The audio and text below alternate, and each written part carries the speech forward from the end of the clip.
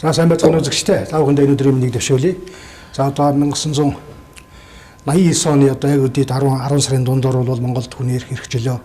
Жилээд нэгэн төлөө бас одоо анхны хөдөлгөөнөөр үүсчихсэн ийм цаг үе. За энэ цаг үеийг одоо эрхжил бол 30 жилийн хойг тэмдэглэх юм том үйл явдал болох гэж байгаа. Тэгээд өнөөдөр яг энэ өдрүүдэд би бас энэ үйл явдалтай холбоотой ер нь монголчуудын одоо сүүлийн 30 жилийн 20 хэдэн жилийн улс төртэй нэг толгойтой явсан нэг эрхийг студид өрж байна. Энэ бол Монгол улсын их хурлын гишүүн, улсын их хурлын дэд дарга ерөнхий сайдар 2 удаа зам Монгол улсын ерөнхийлөгчийн бүрэн эрхийг одоо 2 удаа 8 жил хашиж одоо ингэж монголчуудын өнөөдрийн ололт амжилт алдаа оноо бүхэнтэй хамт явсан юм байгаа юм ингээд дэлбэр дорж бод энэ дээр мэндийг төвшүүлье.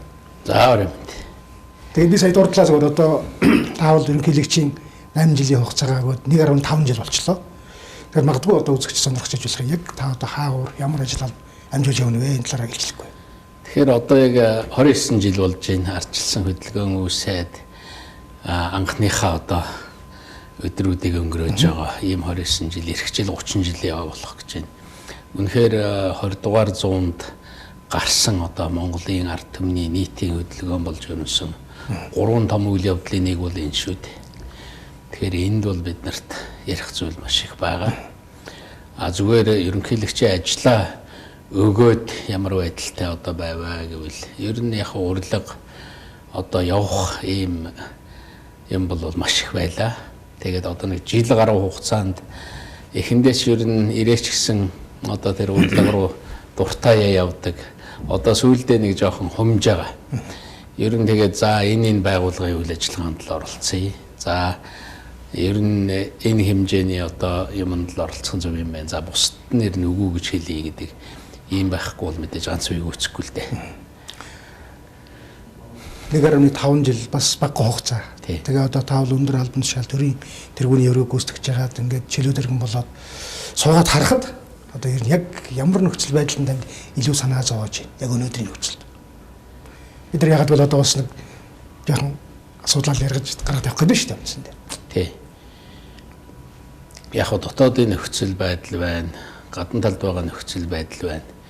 Яг бидний энэ эргэн тойрон дэлхий бол маш хурдтай өөрчлөгдөж байна. Одоо нэг тийм их хурдан өөрчлөлтийн үе бий болчихлоо л доо. Дотоодод байгаа нөхцөл байдал дээр манай тулгамдж байгаа тодорхой асуудлууд байгаа. Бид нар энэ 20-30 жилийн хугацаанд бүгдээрээ ярьсаар байгаад ерөнхийдөө шийдлээ мэддэг болцсон байна. Зүгээр яг ямар төвшөнд ямар шийдвэр гаргаж яаж үүнийгээ цаашаа уламжил болгож авч явах вэ гэдэг дээр жаахан хүндрэл үүсээд байгаа. Цаг үе болохоор нэг л энэ одоо ялангуяа одоо энэ 18 оны намар улс төрийн нөхцөл байдал одоо улс төрийн зарим намуудын хямралаас болоод үүдээч гэдэг юм уу их хурлын үйл ажиллагаа тасалдах яг нэг ийм цаг үед бид амьдарч байгаа учраас энэ төрийн тогтолцоотой холбоотой асуудал дээр тавс санаа зовж явдаг байх гэдэг. Яг бид нар бол улс төрөө илүү хөөгөөд яг улс орныхаа асуудал руу орохгүй юм маягтай байгаад байна л да. Тэгээд хүнтэйгээ хөөцөлтөөл хүмүүс хоорондын зөрчилтэй болоод байвал ер нь бол асуудал шийдэгдэхгүй нь харагдаж байгаа. Том асуудлынхаа ард нэгдэх хэрэгтэй л байна. Тэгээ миний харж байгаагаар бол нэг 3 том асуудлын ард бид нар монголчууд ойрын хугацаанд нэгдэхгүй бол болохгүй юм байна гэж би харж байгаа. Мэдээж суур асуудал бол эдийн засаг байна. Эдийн засгийг авч үзэх юм бол ер нь эдийн засгийн дөрвтэй өөрчлөлт, эдийн засгийн дөрвтэй тэлэлт гарахгүйгээр нэлээд хэдэн жил өнгөрчлөө. Нэг 10-11 тэрбум долларт хүрээл манай эдийн засаг чинь зогсчлоо. Одоо энэ янз бүрийн ханш гадны хөрөнгө оруулалтын сааралт, за дотоодын эдийн засгийн идэвхжил энтерээс авч үзэх юм бол ер нь хүмүүсийн орлого бол нэг 20-30% буугаад байна шүү дээ. Хатан гişрээд. Тэгэхээр энэ хатан гişирч байгаа байдлыг бид маш хурдтай тэлэхгүй бол болохгүй байна. Нөгөө нэг одоо цалин тэтгэвэр нэмэгдэхгүй тийм ээ. Багш эмчнэрийн цалин гэж ярьж байна. Тэр хүмүүсийн орлого нэмэгдэхгүй. Нийтдээ нэг монголчуудын орлого нэмэгдэхгүй. Ийм байдалтай байгаа. Жишээлбэл хүмүүс ягаад гадагшаа яваад байна гэдэг бол дотроо олж байгаа орлого нь гаргаж байгаа одоо зардалтаа хөрөхгүй байгаа учраас л нэмэлт орлогын төлөө явж байна л да. Тэгэхээр энэ дээр бид нэр үнэхээр нэг бодхоос өөр аргагүй. Ер нь нэг ойрын жилүүдэд эдийн засгаа бид нэр 3 дахин нэмэх хэрэгтэй. Яг энэ ажлын ард талд л манай их хурл ерөнхийлөгч засгийн газар бүх шатны одоо засаг захиргааны байгууллагууд нэгдэх хэрэгтэй байна. Нэгдэл за үнийг барьж аваад ерөөс зүтгэжээ гэдэг. Нөгөө нэг асуудал бол мэдээж төртэй холбоотой асуудал ба шүү дээ. Төр тойрсон зүйл дээр бид нар төрийг хариуцлагатай болгох тухай асуудал. Ер нь бид нар эрх чөлөөний тухай ойлголт нь нэмэгдсэн. За энэ хооронд бие биенээ уйлдаг, бие биенээ муу хэлдэг, хараадаг энэ байдалтай сүрхий суралцлаа. Гэтэл энэс хамтраад хөгжил дэвшлээ одоо сайн болгоод цаашаа аваад явах дээр энэ тал нь хоцрогдоод байна. Одоо энэ лүгээ орвол яасан юм бэ? Ер нь монгол хүний хараад нэг хайрын юм гэж хардаг ийм байвал одоо зүгээр юм биш үү гэсэн ийм хандлагыг бид нар нийгэмд бий болгож цаашаа авч явах хэрэгтэй. Тэгээ хариуцлагатай холбоотой асуудлууд дээр ямар хууль хэрэгтэй, яах хэрэгтэй вэ гэдэг бүх шийдэл нь бэлэн байж байна. Улсууд энэ тухай ярьдаг болсон байгаа. Монголд нэг их сайн юм байгаа. Далаа шиг баян тийм сайн санаанууд байна. Одоо түүнийг шүүрч аваад ажил болгох асуудал бол чухал болоод байгаа. Гурван зүйлийг хэллээ шүү дээ. Эдийн засаг, улс төр. За гурав дахь нь бол одоо мэдээж. Гурав дахь нь бол мэдээж ер нь бол иргэдийн орлоготой холбогдсон асуудал доо. Бид нар улс төрийн хариуцлагатай болоод эдийн засгт хилээд ирэх юм бол иргэдийн орлого нэмэгдэх. Иргэдэд энэ ардчил зах зээл, энэ чөлөөт эдийн засаг одоо энэ 29 жилийн өмнө эхлүүлж исэн тэр үйл явцын үр шимийг хүргэе гэвэл бид нар иргэдэд хоримтлалтай, иргэдэд орлоготой болгох асуудал хамгийн чухал байна. Энэний суурийг тавихын тулд улс төрөө засах эдийн засаг маш хурдтай дэлгэх гэсэн ийм хоёр тулгуур харагдаад байна. Тэгэхээр одоо зарим та ерөнхийдөө олон нийтийн сүлжээг бас ашигладаг байх тийм. Хүмүүсийн одоо нэг бичиж байгаа, ярьж байгаа нэг хандлагууд болохоор төртэй холбоотой бухимдсан бухимдал илэрхийлэгдээд байна л да. Ягаад гэвэл эдийн засаг тэр хүмүүс бас зөкстөө одоо нэг орлогыг хэмжихгүй, гадагшаа харахаас өөр сонголт үлдээхгүй учраас хүмүүс төрлөө их хандаж бухимдаж явах шиг байна л. Тэрийг бухимдлыг арилгахын тулд яг юунаас эхлэх хэрэгтэй гэж та бодож байна? Эхлэх юм зөндөө байгаа. Санитар бол зөндөө ярьчлаа зүгээр. Одоо хүмүүс бол нэг хагас өгүүлбэр хэлэхэд шууд ойлгодог болсон. Бид нар нэг хууль санаачилж оруулж ирсэн иргэдийн улс төрийн болон иргэний эрхийг хэрэгжүүлэх тухай.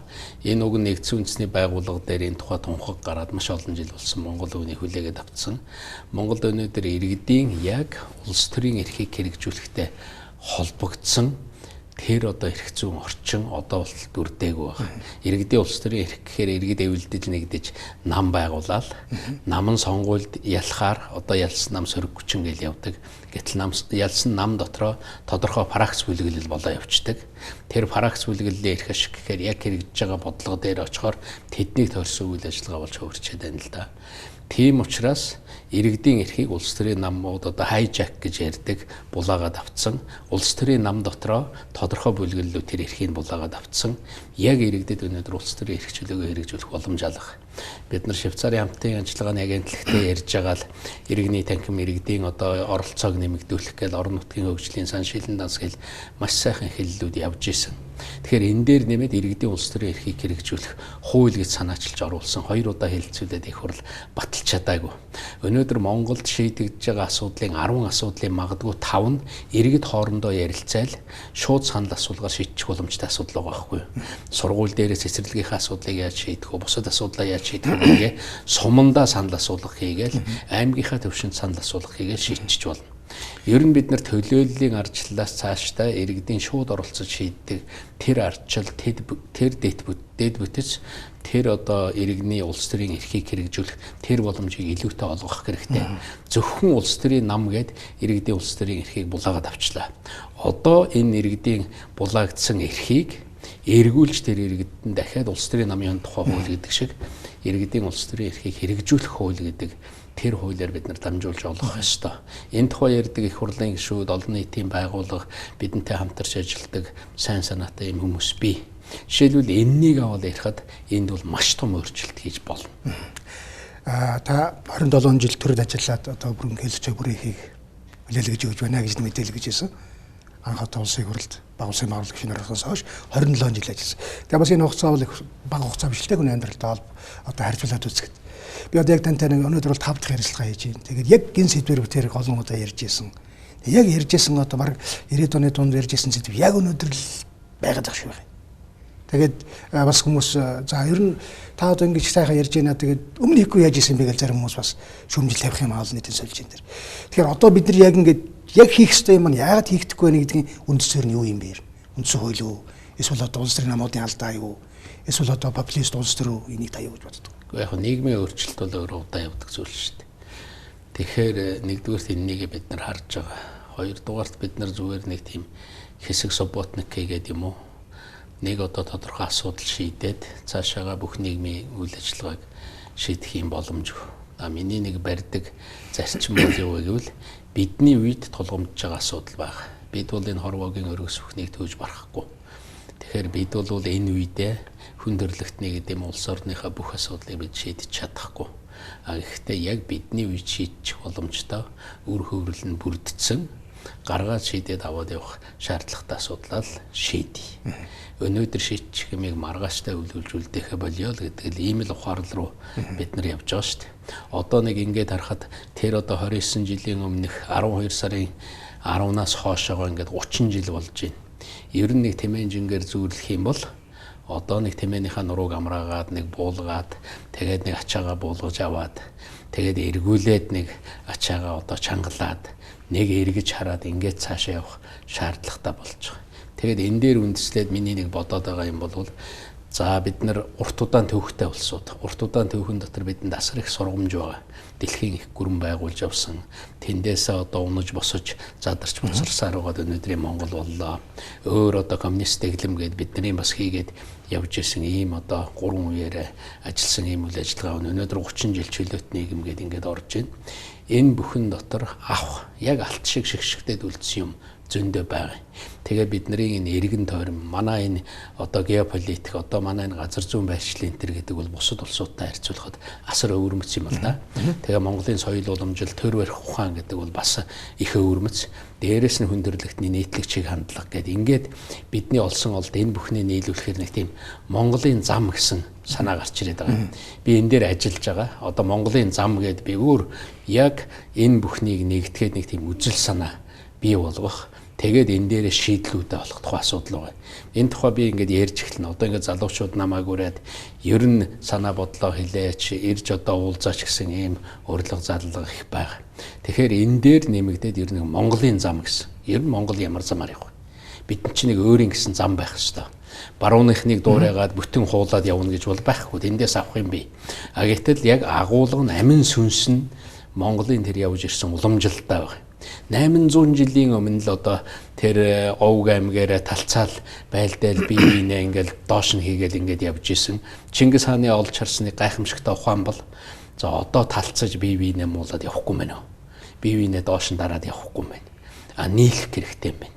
Нийлээд энэ боломжоо дотроо нэгтгэхэд тэгээд гаднаас дахиад боломж харах хэрэгтэй юм байна. Ер нь бас асуудлыг жаахан том харъя. Тэгээд нэгдээд явъя. Тэгээд дээрэс нь тэрэн дотор нэг их сайн санаа бол ерөөсөө улсын үндэс гэдэг бол хууль юм байна шүү дээ. Энэ нийгмийн ч үндэс бол хууль юм байна. Их засаг хуулийг гаргаад оцсон газар үрээ энэнийг хэрэгжүүлээд явъя гэдэг. Өнөөдрийн нийгэм ч гэсэн хуулинд үндэслэж босч байгаа нийгэм байхгүй юу?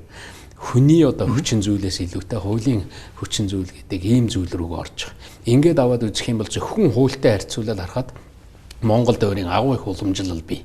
За тэр бие биенээ хүндэтгэдэг тэр шашны эрхчлөө, тэр эдийн засгийн эрхчлөө гэдэг бол 800 жилийн өмнө ч Монголын төр монголчууд эрхэмлж явсан. Хийж бүтээдэг хүмүүсээ дэмжиж, нэгнийгээ дэмжиж, боломжтойгоо дэмжиж гэдэг бол 800 жилийн өмнө ч монголчууд эрхэмлж явсан эрхэм зүйл байгаа.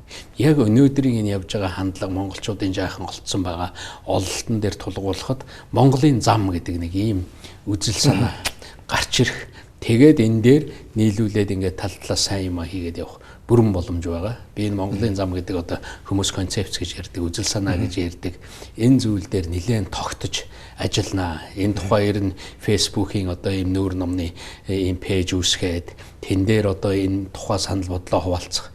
Өнөөдөр манад энэ 30 жил дундуур яг амьдралаараа явцсан одоо өнөөдөр бидний төвшний ахмад үе рүү орж байгаа нэг ийм сайхан үе байна. Яг бидний өмнөх одоо үеийн бүр ахмад одоо ийм сайхан үе байна. Маш их олон зүйлийг үзэж хартсан сайхан залуучууд байна. Ер нь өнөөдрийн нэг залуучууд нийгэмд байгаа хүмүүсийн бас нэг бухимдлыг харж байхад байдал тодорхойгүй байгаад байна. Яг байдал тодорхойгүй. Би жишээлбэл энэ улс төр олон нийтийн амьдрал руу орлоо. Яг ямар үр дүнд хүрэх юм? Энэ нэг харагдахгүй байгаа байхгүй. Тэгэхээр за хуулиа ингэж засна хэдүүлээ. Улс төрийнхаа системийг ингэж засна. Яг Монгол байдлаар ингэж засна. Ягаад гэвэл Монгол өөрөө өвөрмөц байна. Оршин тогтнож байгаа орчин өвөрмөц байна. Бидний явж ирсэн түүх соёл өвөрмөц байна. Энэ сортоото юмыг хүлээгээд авдаг Монголын нийгмийн тэр генд нь байдаг сайн сайхан зүйл нь байж байна. Бас одоо муу муухай гэж үзэх тэр зүйлийг бид нэг нэммээргүй байна. Одоо бүгдээрээ нэг тийм шулмын хөндөр рүү татагдаж орж байгаа юм шиг тийм ээ. Оюун санааны хувьд бие биенээ үзэн ядсан нэх муухай нэг ийм юм руу орчоод байна шүү дээ. Одоо эндээ дасч эхэлж байна. Энэ бол Монголын нийгмийг хоошо татна л да. Тэгвэл эндээс нөгөө талд нь бид нар сайн сайхан боломжтой юм гаргах. Би нэг юм хараад байгаа. Монголын тухай яриад ирвэл Монголын өмнө тулгамдж байгаа асуудал яриад ирвэл ер нь Монгол хүмүүс нэгддэг шүү. Тийм байна. Тэгээ энийг алдартай үгүй шүү дээ шудраг маяг гэж. Одоо энэ бол бас тухайн үедээ нийгэм технологийн дэгдэж ирсэн том одоо орой лозон гэж хэлж болохоор юм зүйл байсан. Орой лозон яг нийгмийг одоо авч хамгийн үнэт зүйл нь шударгаас тийм хүсэмжил. Тэгэхээр өнөөдөр яг одоо улсын их хурлын нөхцөл байдал. За одоо төрийнхөө өндөр албан тушаал эрх мэдлийг ашиглаад жирийн нэгд очихсаа зээлийг авцсан. Тэгээ тэрнийг хүлээн зөвшөөрдөггүй. Тэдэртэй хариулах тооцож чаддаггүй нэг юм улс төрийн нэг бантан шиг юм явж ин л та. Та бас түрүү үгэндээ нэг хэлжлээ. Намын бүлэглэлүүдийн эрх мэдлийн төр орж ийнэ гэж. Тэгэхээр энэ тал дээр зүгээр би энийг таны юутай холбож асуух гэсэн хэрэг хүмүүс одоо ингэж бас бичиж ярьдаг болсон соёлыг. Улс төрийн олигарх бүлэгэл хоёр намд амжсан том мафийн бүлэгэл бий болсон байна. Энэ бол манан гэж нэрлэж ергээд нэрлээд байна. Эний нэг төлөөл нь одоо хэлбэгдэрж байгаа мөн гэдэг ингээд бичгийн шүүмжлэхийн энэ мэдээлэл тань дээр нь очтгоо. Очлгүй яг ерөн дээр хүмүүсийн шүүмжилж байгаа эрх хэрэгчлөө гэдэг бол байх ёстой зүйл. Энэ бидний бас нэг хамгийн үнэтэй юм байгаа шүү дээ. Энэ 20 хэдэн жил 30 хэдэн жил олж авсан нэг үнэтэй юм бол энэ байгаа. Хүмүүс хардах хэрэгчлөө, хүмүүс шүүмжлэх хэрэгчлөө. Ягаад би энэ хэрэгчлөөрөө халддаггүй вэ гэхээр өнөөдөр шүүмжилж байгаа тэр одоо бүтгэж байгаа улсуудыг хүндэтгэж байгаа даа биш. Үнэхээр тэрнийг хараад юм бодоод эргэцүүлээд сууж байгаа жирийн чимээгүй байгаа. Тэр хүмүүсийг хүндэтгэж байгаа хүндэтгэл гэж боддог. Хэрвээ бид нэг хүний хойноос хөөцөлтэй шүүхэд өгье тгийг ингээгээл явах юм бол бусад хүмүүсийн одоо тэр зүрх сэтгэлийг мохох, Монголыг мохох, үгээ хэлж чаддаг Монгол байна гэдэг бол их чухал. Би нэг юмд итгэдэг. Монголын энэ хөгжлийн философи бусад улс оронтой харьцуулахад арай өөр байх ёстой. Наадсах нь хоёр хөрштэйгээ харьцуулахад манай хоёр хөршт бол төвлөрсөн удирдлага, тэр нь хүчтэй, тэр нь одоо мундаг байж ээж энэ том улс гүрэн энэ бүхэнд одоо инх тайван тогтвортой хөгжил цэцгэлт гэдэг бол явна. Энэ бол ойлгомжтой. А Монголын хувьд бол арай өөр. Ягаад гэвэл арай өөр гэвэл Монгол хүн цөөтэй уудам газар нутагтаа энэ газар зүүн орчин их өөр учраас Монгол хүн л хүчтэй байх ёстой юм. Монгол хүн хэлэх ярих сэтгэх түүнийгээ дагаад хийж үтэх боломж нь нээлттэй байж ээж Монгол том харагдана. Одоо нэг хүний удирдлагын дор хичнээн том улс ч гэсэн нэг хүн шиг сэтгэх юм бол нэг хүн шиг харагдана. А 3 сая 200 мянган хүн 3 сая 200 мянган тэр эрхчлөө тэр бие даасан байдал явах юм бол Монгол бол тэр хэмжээгээр том харагдаж байгаа. Тэгэхээр энэ бол Монголын явж байгаа энэ нийтлэг замтай их холбоотой.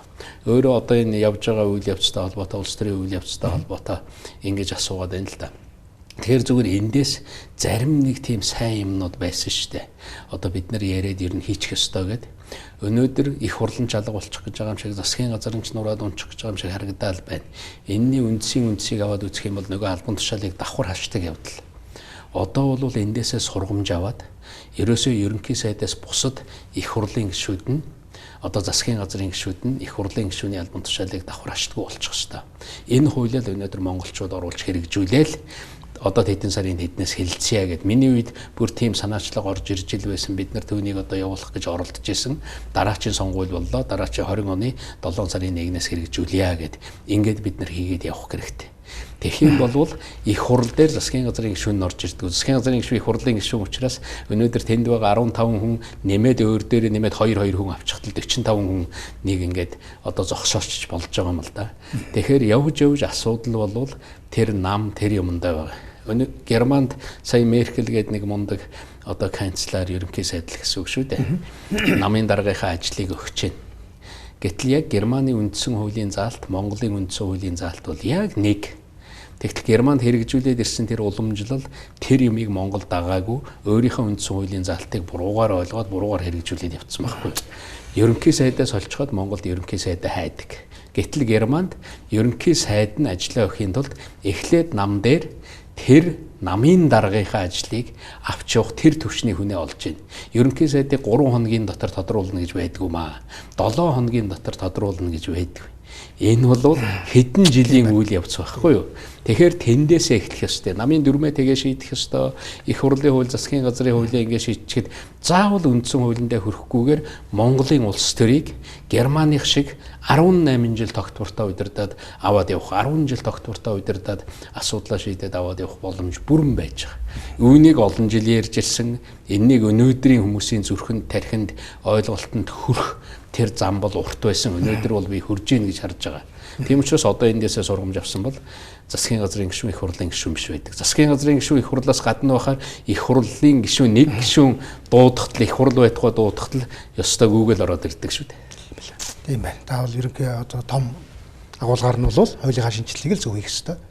Тэгээд улс төрийн намууд нэг сайхан юм амлаж хагаад сонгуул болдог, гараад ирдэг, гарангуудаа тэрийг мартчихдаг нэг ийм л тал байдгийн нэг жишээ бол одоо давхар дээлийн асуудал байна л та. Одоо нэг талаар харах юм бол ардын нам нэг зүйлийг өмнө их л зөв шаардаж хийдэг байлаа давхар дээлгүй байя гэж. Энэ бол ардын намын сайн хийжсэн зүйл.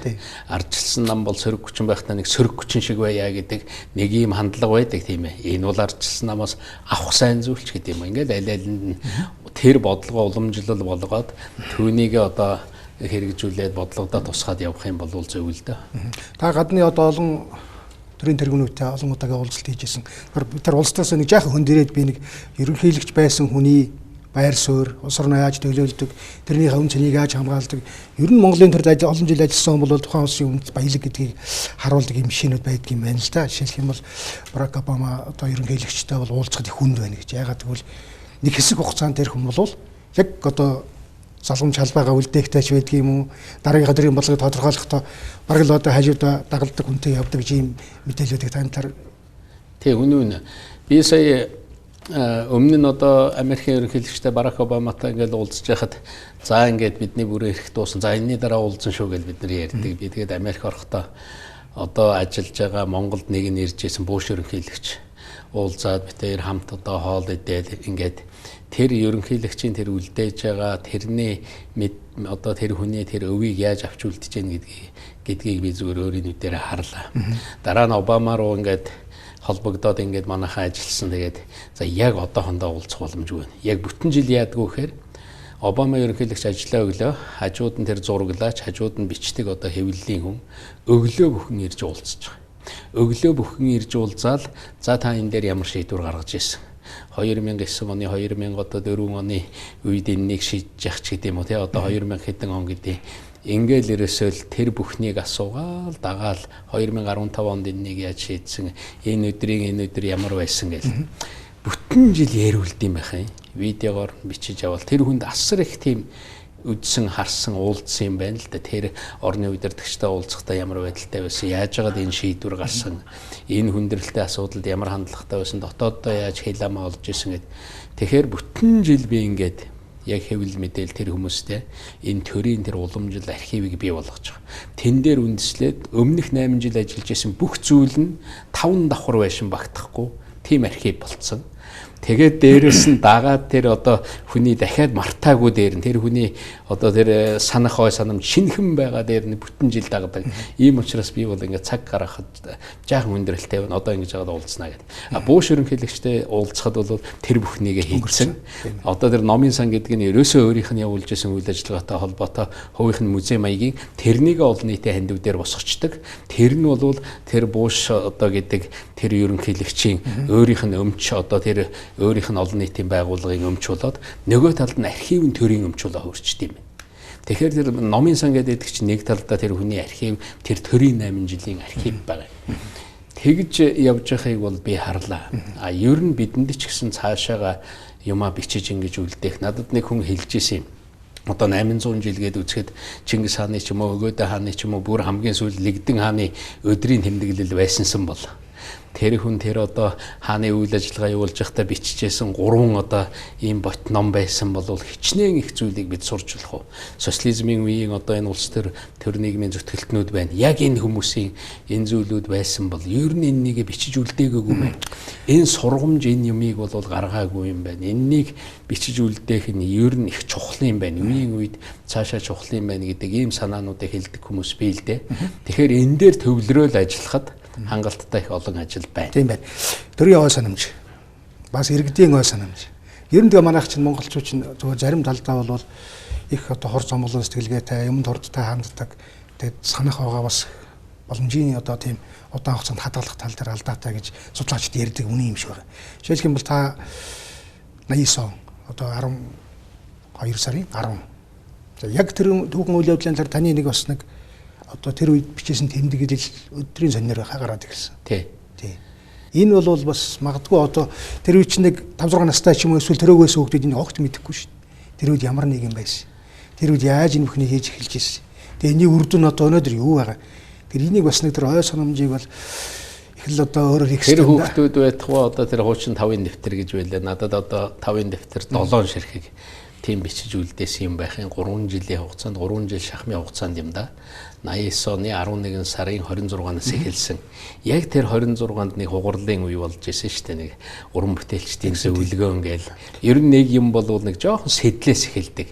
Яг Монголын нийгэм тэр нэг хөдөлгөөн байгуулагдах юу чинь яг тэр нэг уран бүтээлчдийн зөвлөгөөн тэр нэг жижиг гэж хэлж болохоор гэхдээ улс орон даяар том үйл явдал болж исэн тэр сэтлээс эхэлсэн юм байна. Тэгэл тэнд нэг мэдрэмж төрөөл тэгэл тэндээс эхлээл ер нь өдөр тутам тэмдэглээл явъя. Зүгээр л өдөрт миний амьдралын юмчул байж байгаа, тэнд олон нийтийн үйл ажиллагаа байж байгаа. Тэгээд ингээд тэмдэглээдсэн чинь сая би 29 жилийн дараа санаад тэр дэвтрээ би 29 жилийн дараа ихнээс нэг харлаа ш. Тэр чинь нэг ингээд компьютер дээр буулгаж байгаа штэ. Наадсах нь гар бичмэл буулгасан хоёроо тулгах хэрэгтэй болно. Тэгээд 29 жилийн дараа харсан чинь маш их олон зүйл тийм ээ бид нар мартсан байд юм байна. Яг тийм одоо нэг анхны их сурвалж гэдэг штэ. Тийм их сурвалж их баг үлдсэн байх юм. Бид нар телевиз дээр, радио дээр хүн бүхэн юм аваад явж исэн тэр үед л дүүрэн юм байсан. Тэр нь арчигдаад хүний ой томноос арчигдаж, бусад бүх юмнаас арчигдаж. Тэгээд бүр өдрийн сонин бол үнэхээр гайхамшигтай болж харсан л да. Гэхдээ энэний ч ерөөс онцгой хэрэгтэйгээр ингээд нийтлээ. За өдөр тутам ингээд тавиад ихээр тэнд 3 өгүүлбэрээр бичсэн ч юм байна, 3 хуудасаар ч бичсэн юм байна. Тийм учраас ер нь 7 хоног тутмын одоо өдрийн сонины 4 дахь дугаар дээр 4 дахь өдрийн дугаар дээр тавьжээ. Тэгээ манай хүмүүс чинь бас хардамтгай учраас тэр одоо нэг гар бичмлийнх нь юуг нь татаж аваад тэгээд ард талд нь тэр нөгөө буулгасан компьютер дээр буулгасантай цуг хийгээд ингээд явж байгаа. Энэ бол нэг 2 жил гаруй бараг 3 жил шахам үргэлжлэх ийм өдрийн тэмдэглэл байгаа. Тэгээ тэр бүхнийг харж байхад тэр хугарлын үе тэнд гарч исэн түүхэн шийдлүүдийн шинэ үндсэн хуулиа баталж байгаа. Тэр малыг хөвчилж байгаа тийм ээ. Тэр хөрөнгийг эзэнд нь хөргөж байгаа. Хүн их чөлөөтэй болж байгаа. Тэр намын үйл ажиллагааг үйлдвэр завод дээр хүртэл дүүр намын хороо гэж одоо байдаг байлаа шүү дээ. Тэр бүхнийг өөрчилж байгаа. Тэр тэмцэл тэр эхлэлүүд гэдэг чинь ямар чухал зүйл байсан юм бэ? Яаж яг тэн дундуур нь явж байгаа хүмүүс юу гэж ярьж тэн дунд нь зүгээр нэг яваа нэг л хүний л одоо өөрийн бодол санаагаараа тэр өдрийн толийг л тэр өдөр болсон зүйлийг л дэвтэр дээр толь болгоод болгоцсон. Тэгээд эргээд ингээд харахад бол үнэхээр надад бол сонирн байсан.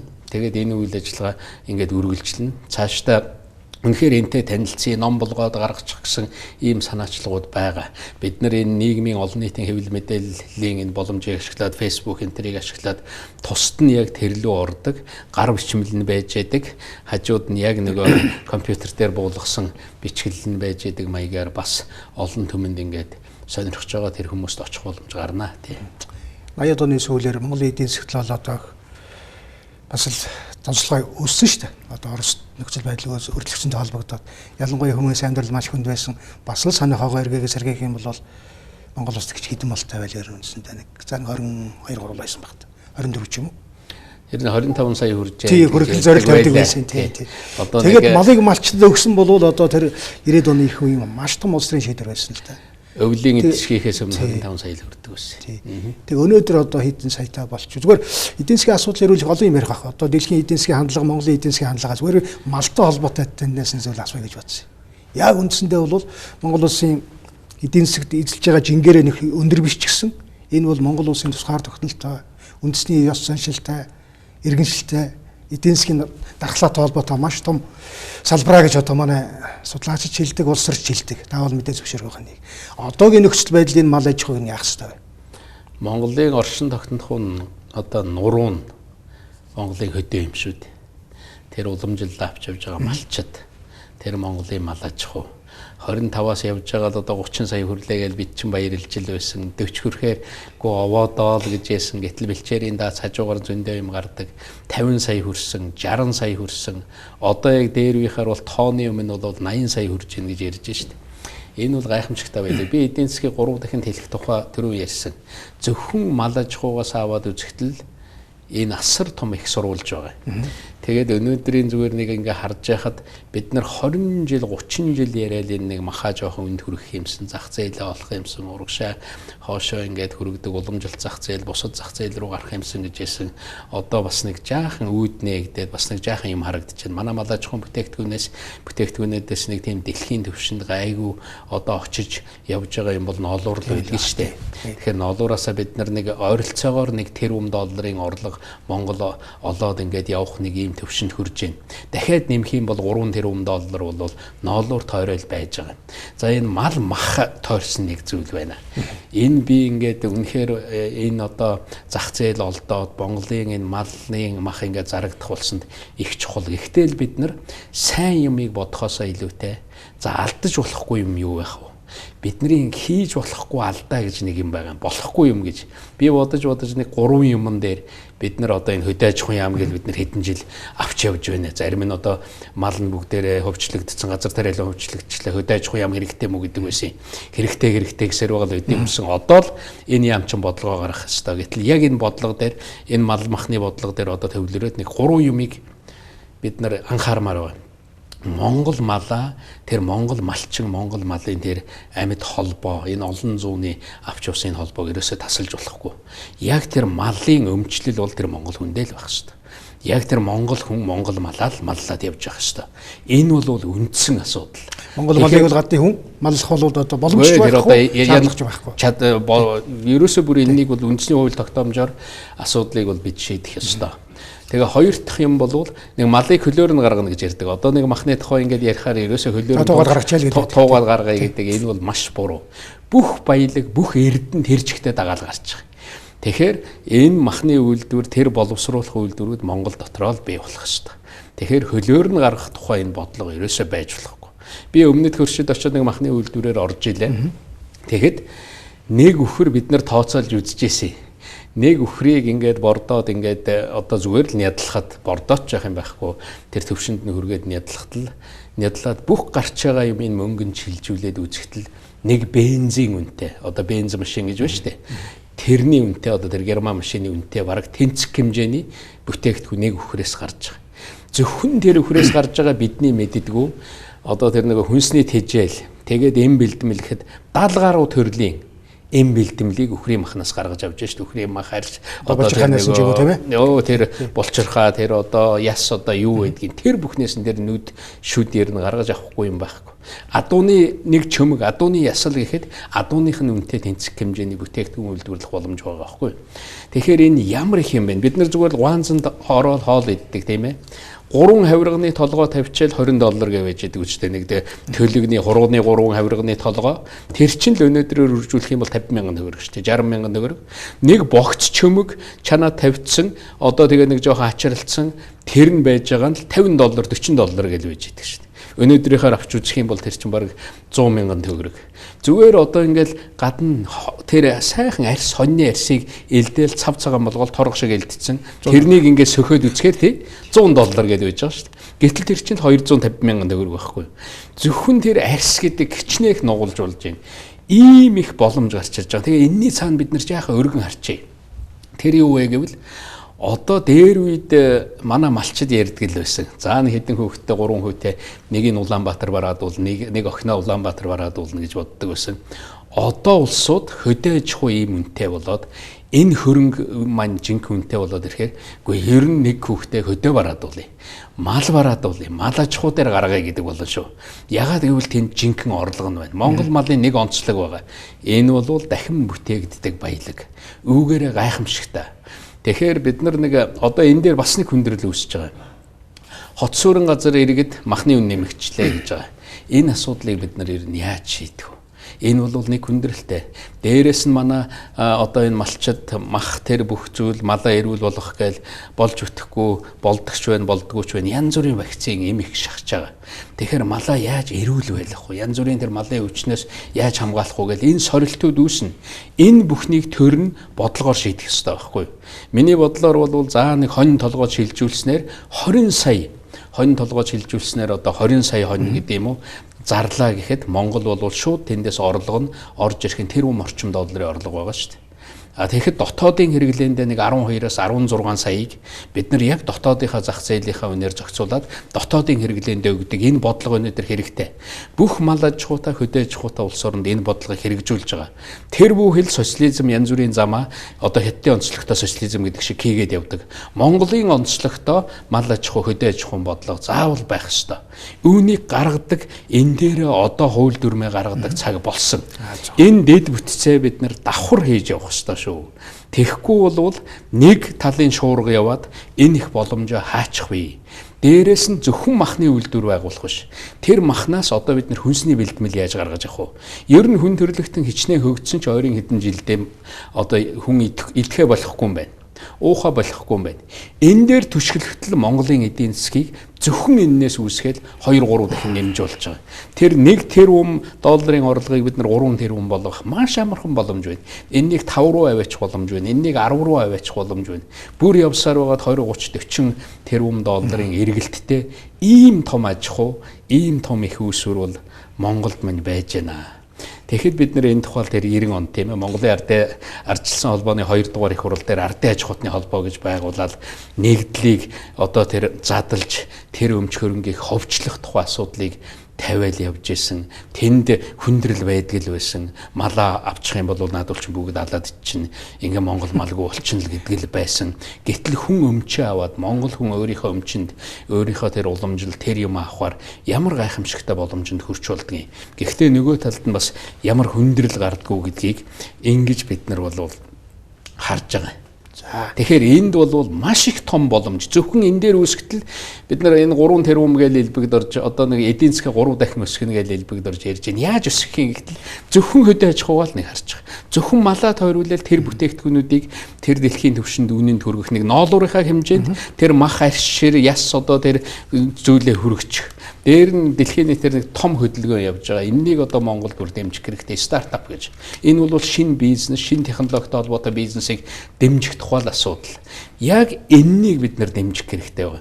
Бид нар 2 сан байгуулад явж байсан уг нь их зөв юм байгаа. Тэр нөгөө жидүүгийн саналууд тэндээс хэмсэн мөнгөнд ороод тэгээд явчих шиг боллоо. Нэг сан жишээлбэл дэлхийн шилдэг 100 их сургуульд өөрөө санаж байгаа тийм ээ. Тэрний эхний 20 их сургуульд ингээд Монгол хүүхд тэнцчих юм бол шаардлагатай байгаа тэтгэлгийн төрөөс өгдөг бай. Энэ бол гайхамшигтай бодлого байсан. Зарилгаар гаргаад бид нар хийжсэн шүү дээ. Үлдэж байгаа 20-с 100-гийн хоорондох нь Монголд хэрэгтэй мэрэгжлэр сургууль өгдөг байя гэл. Гэтэл тэнд хуваарлдаг байсан мөнгө чинь буруу газар руу гүйчих шиг. Орон нутгийн хөгжлийн сан гэж гайхамшигтай санаа гараад нэг одоо нэг суман дээр 200-аар 300 сая төгрөг нь очоод яг энэ жидүү хуваарлдаг биш иргэд нь ийм мөнгө ирлээ гэдгийг мэдээд асуудлаа гаргаж тавиад тэгээд эндээ энэ мөнгийг энд зарцуулъя гэл нөгөө сумууч нь гудамжаа гэрэлтүүлэл эхэлсэн шүү дээ. Замаа тавиал эхэлсэн. Бүх аймаг нүүрээ угаасан юм шиг болсон. Одоо цаашаага үүнийгээ тэр бизнесийн тэлэлтрүүл оруулах хэрэгтэй байсан.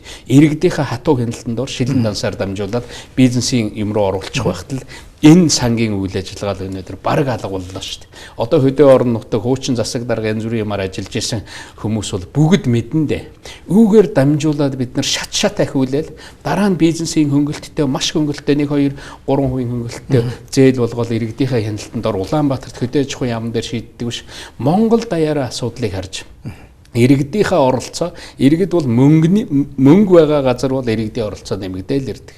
Байр сууц нь байгаа газар бол тэр иргэдийн танхимгээл байгуулсан шүү дээ. Тэрнийг яриад ирэхэд одоо өөрөө олон улсын тухай ярьлаа. Бүр Европын холбоон дээр ийм бодлого байна. Надад тэр бодлогын хүн хэлж ирсэн. За таны ярианаас бид нар үндэслээд Монголын тэргүүн туршлага гэж авч үзэх юм бол ер нь олон улсад түгээчих боломжтой. Зүгээр л таны ярианаас харахад 5 тэргүүн туршлага байна шүү дээ. та нар тэр иргэдийн танхим гэдгийг ерөнхийлөгч нь суудаг өрөөгөө л иргэдийн танхим болгоод өөрчилсөн. Тэрнийг дамжаад Монгол даяар 4-500 иргэний танхим тэр дэд бүтц бий болсон. Дэд бүтцээ бий болгох гэвэл төмөр замаал тавьж байгаа. Иргэдийнхээ оролцоонд тулгуурласан ийм нийгэм байгуулна. Энэ чинь ямар гайхамшигтай санаа вэ? Шилэн данс. Ерөөсөө хоёр хүн үгнээс ойлгомжтой юм биш үү? Энэ ерөөсөө тэр хууль гаргасан хэрэгжүүлэх гэж оролдож байгаа хүндрэл энэ бүхэн чинь тэргүүн туршлага юм байна шүү дээ. Нөгөө манай Батүлийн яриад идэг нэг цагийн үйлчлэгээ дүнжин гаруй дээр авчил нэг цагийн үйлчлэгээ төрийн албаны үйл ажиллагааны 70% тэн дээр хийж болж байгаа шүү дээ. Уг нь тэрнийгээ дагуулаад 70% төрийнхөө хүнд сурталыг багасгах ёстой байсан. Эннийгээ бид нар хийж чадаагүй. Яг ингээд аваад үзэх юм бол энэний чинь л харлаа. Энэ чинь ерөөсөө гайхамшигтай одоо юм тэргүүн туршлага юм байна. Энэ тухайга та одоо тэр Пакистанд очоод тэр одоо босод тэр Африкийн орнуудаас хүртэл намайг үрдэг. Латин Америк хүртэл урьж байгаа. Тэгээ би зарим зүйл дээр бол за боли одоо жоохон төвлөрье гэдээ ингээд явж байгаа. Тэгэхээр хүнд очиод бидний алдаа хүртэл бусдад сургамжуулж байна. Алдаанаасаа гарах гэж байгаа арга нь хүртэл бусдад сургамжуулж байна шүү дээ. Энэ нэг нөхөр очиод хүнд очиод юм ярихаар нэг жоохон ойлгуулчт юм байна. Энэний ч нэрөөсөө ашиглах хэрэгтэй гэдэг нэг юм зараалын маягаар л яваад байгаа юм л да. Тэгвэл энэ нь нэг газар нэг хэсэг хүмүүс санаа болоод тэр нь ингээд үйл явц болох юм бол бас л нийтээр аятайхан болох ийм боломж бүрдэж л байна. За санахаа. Тэгэхээр одоо сайн эхлүүлсэн юмыг нэг хэсэг явуулж байгаа зогсоодог нэг юм одоо нэг монголчуудын одоо зуршил их үү эсвэл одоо улс орын бодлогын доктортой биш байдлаас болдгоо нэг ийм үзэгдэл их байгаа л да үнэхээр. Яг сайхан одоо хэрэгцээтэй юм явж яадаг. Тэгээд дараагийнхан засаг юм уу дараагийнхан нэг хурал дэмждэг үү эсвэл яг хэрэгжүүлж байгаа алга болчтой. Ерөөсөө улс орон яаж дэвшгүүхээр тэр би Монгол зам гэж түрүү ярьсан. Тэгэхээр миний тэрний амин сүнс нь юу вэ гэхээр бүгдээрээ нэг дэвшил гэж харж байгаа юм аа. Хэдүүлээ хадгалаа л явъя. Сая манай ерөнхийлөгч АСЕМ-ийн одоо зөвлөгөөнд ороод ирж байна. Энэ бол уламжлалаа хадгалжлах. Ерөнхийлөгч шинээр сонгогдоод Шанхай хамтын ажиллагааны байгууллагын хуралд очихдоо нөгөө 3 төрлийн тэргүүний уулзалтанд оролцоод ирж байгаа. Энэ бол Монголын уламжлал хадгалагдаад явж байгаа. Ийм сайн зүйлүүд байна шүү дээ. Яг иймэрхүү байдлаар бид нар нэг дэвшилгээд үзсэн. Энэ бол хэн нэгэн хүний элбэгд орж ийн ч юм уу тийм зүйл биш. Энэ 2 3 жил 10 жил 20 жилийн дараа мартагдана. А гэхдээ энэ нь Монголын хувьд дэвшил ололт болоод тэрнийгээ улам баталгаажуулаад явах л их чухал байна. Дэвшил гэж үзсэн юм а залгамжийг алдахгүй байх явдал бол улс орон цаашаа хөгжих дэвжих ийм л одоо боломжтой байдаг. Ер нь нэг гадаад харилцаан дээр авч үзэхэд тэр том удирдагчтай нэг том ярихад шууд ойлголцдог шүү дээ. Жишээлбэл Энтекийн ерөнхийлөгчтэй би Москвад яг тэр нэг ялалтын 70 жилийн он үеэр уулзаал за Монголд нэг тийм түшиг болсон хүчтэй 3 дахь гар хэрэгтэй байгаамаа. Бид нар 2 хөрштэй. Яг тэрэнд тэнцвэр барьж чадах орон болов Энтэг бид нар уламжилт харилцаагаач бодсон, оюун санааны харилцаагаа бодсон. Ер нь Энтгийн ерөнхий сайд Монголд айлчлах хэрэгтэй байна. Айлчлахтаа гар хоосон ирэх хэрэггүй. Үнэхээр энэ нь бол маш том хөрөнгө оруулалт, маш том юмар дамжих ёстой гэж хэлэхдээ нэг 5 минут 10 минут ярихдаа тэр ач холбогдлыг ойлгуулж чадчихсан.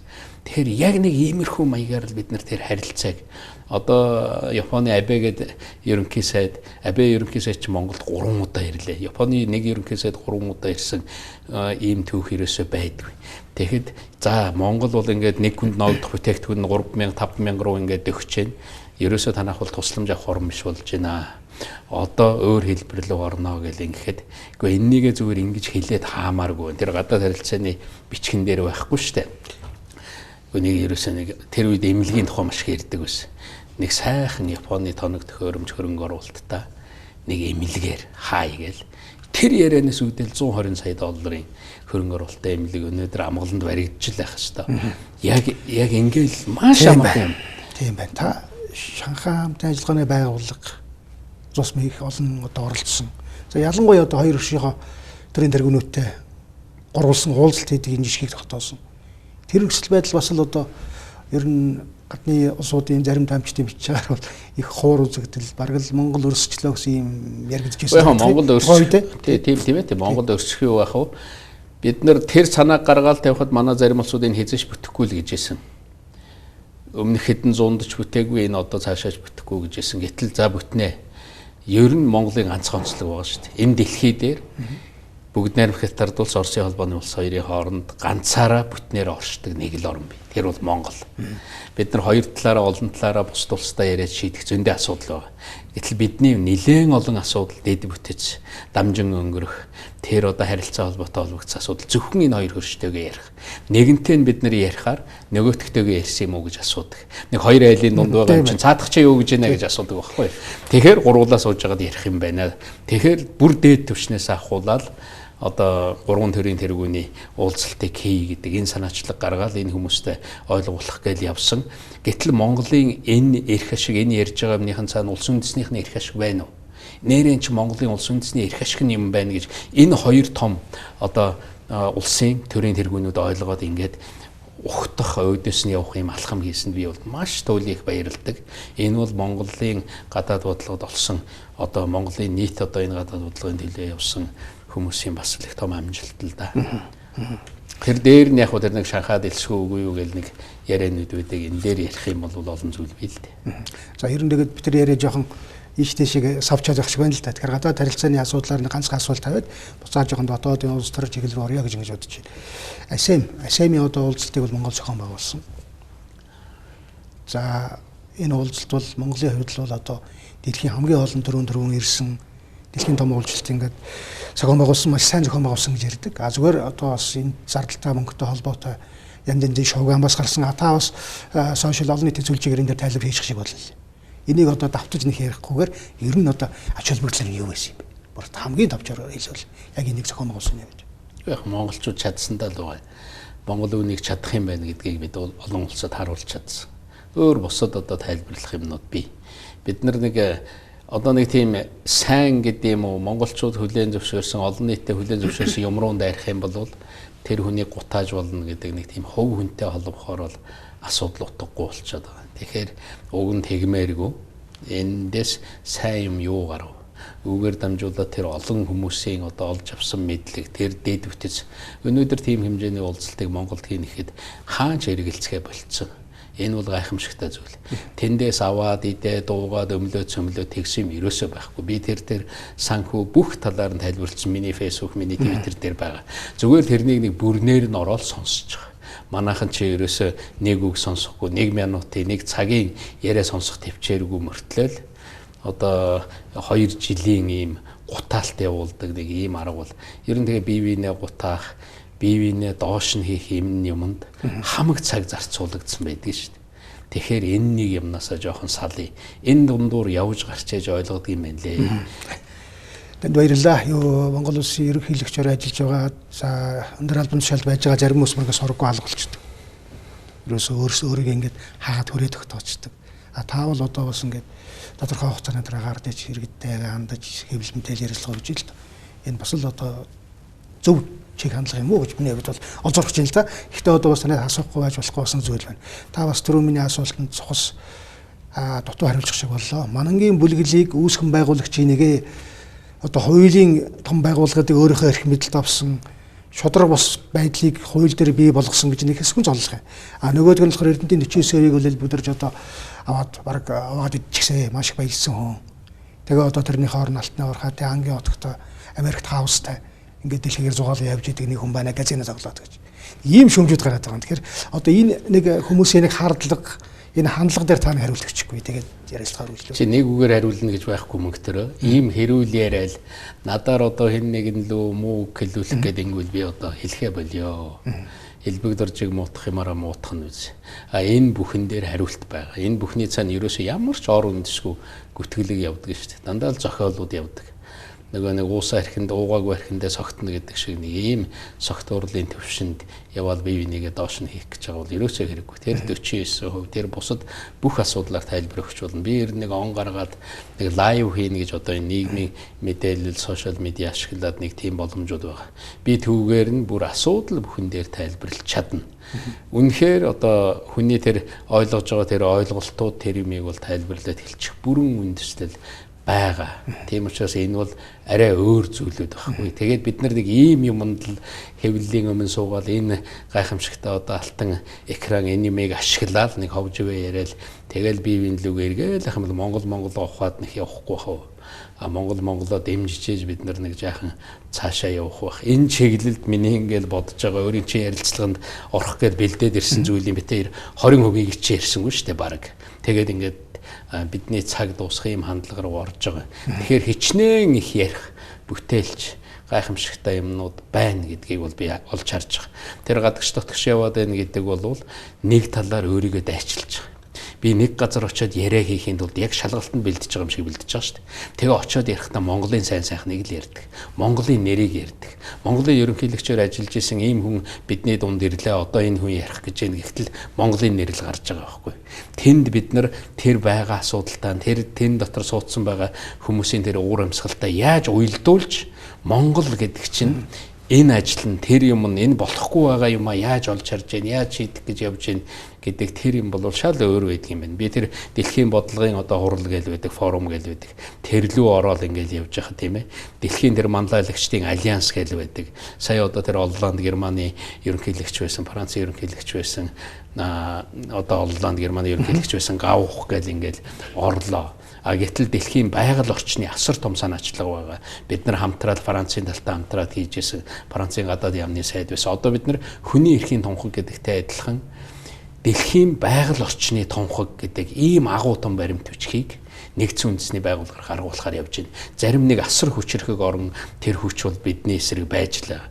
Гэхдээ бид нар игнэндээ 70 гаруй орныг оруулчлаа. Боддоо хүний эрхийн тунхагтай яг адилхан дэлхийн хэмжээнд гарсан хамгийн том тунхаг бол хүний эрхийн тунхаг гэдэг 48 онд. За энд бол тодорхой албан тушаал оролцсонгүй яг уу. Би энэ дэлхийн тогтвортой байдлын форум гэдэгт патрон гэж нэрлэдэг. Тэр патроноор нь ажилладаг.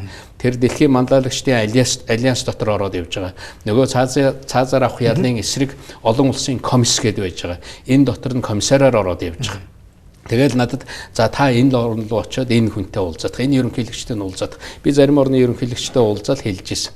Ер нь хүнээ алахгүй болчихно гэдэг бол тухайн төрийн тэргүүний төр нь хүнээ алдгүй. Тэр хүний муухай хорсол, хүний тэр бие биенийхээ аминд хүрж байгаа тэр муухай юмыг бид нар зогсоож чадахгүй л дээ.